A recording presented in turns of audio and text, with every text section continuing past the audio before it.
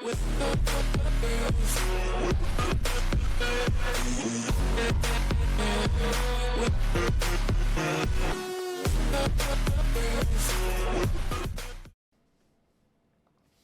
there, Seahawks fans. Are you ready to see your team dominate the NFC West next season? It's not just wishful thinking. It's about strategy and execution. So let's dive into what the Seattle Seahawks can do to secure the top spot in the division. First off, let's talk about bolstering the roster, investing in the offense.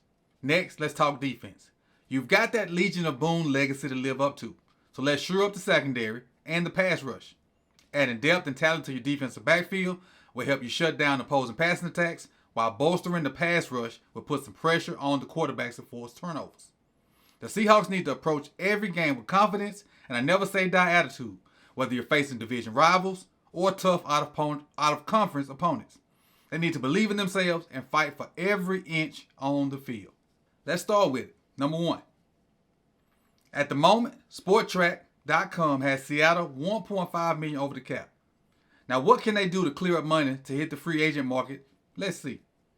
Their top 5 biggest cap hits are Geno Smith, $31.2 million, Tyler Lockett, $27.8 million, Jamal Adams, $26.9 million, DK Metcalf, $24.5 million, and Quandre Diggs at $21.2 million. Here's a few ways they can free up money by doing these few things. I think a restructure of Tyler Lockett should be thought about. That $27 million is a huge number. Lockett has been a trustworthy target for a long time, but the business needs to match the production. The same can also be said for DK Metcalf. As much as a physically imposing figure he is, the money doesn't match the production. And anytime you're making that much money, I need your name to be mentioned when we talk about the NFL elite wide receivers. Next, cutting Jamal Adams. And I personally don't see where Jamal Adams fits in a Mike McDonald defense.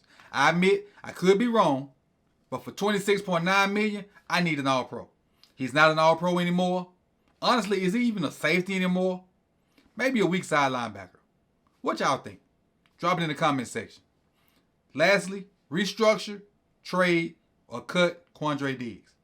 Even though I think Diggs would be a great fit in this defense, Love makes him an expendable with that big-ass contract. These moves, plus a few others, could put Seattle in a place to make a few moves and build an improved team next season. In free agency, few things. Go get Pat Queen. He can anchor your defense and teach everybody else the standard that Mike has in the defense. Other than that, re-sign Williams or franchise tag him, whatever you got to do, and then you have your defense set up the middle with Williams, Queen, and Love. Draft-wise, find a way to go get Mike Penix. You have his OC. You have an amazing trio of receivers. You have 2 good running backs. Geno can be the insurance in case the kid is not ready for the spotlight. If that's not an option, stay with the Huskies and go get Troy Finado.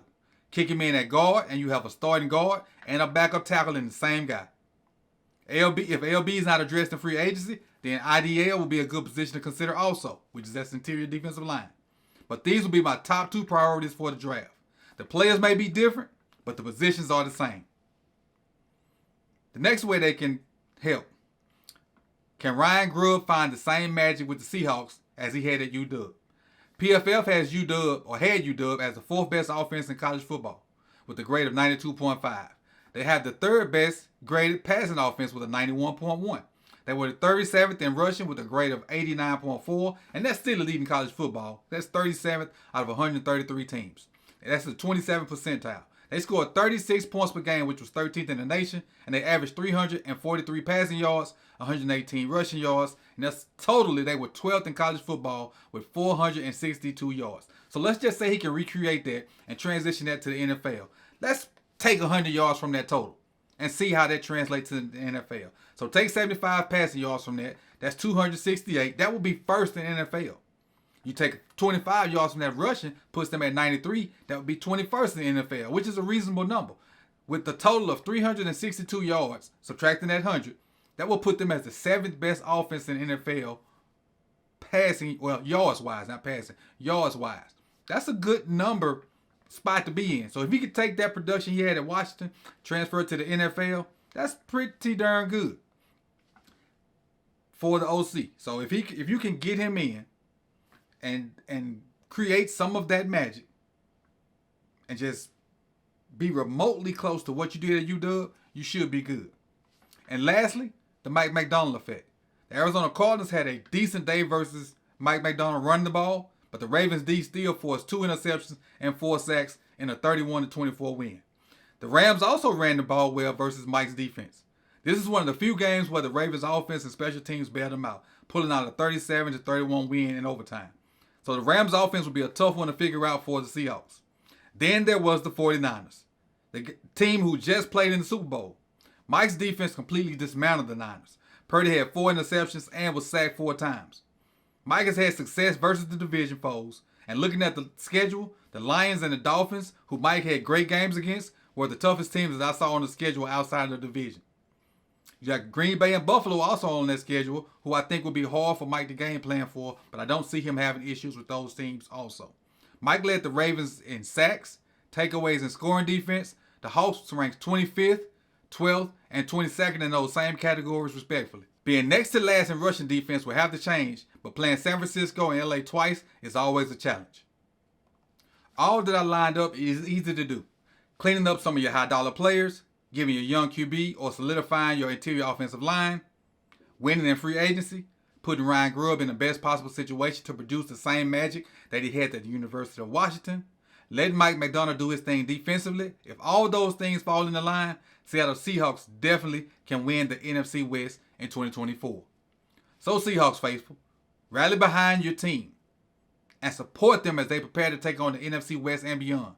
With the right moves, the right mindset, and the support of the 12th man, which is you guys, there's no limit to what the Seattle Seahawks can achieve next season.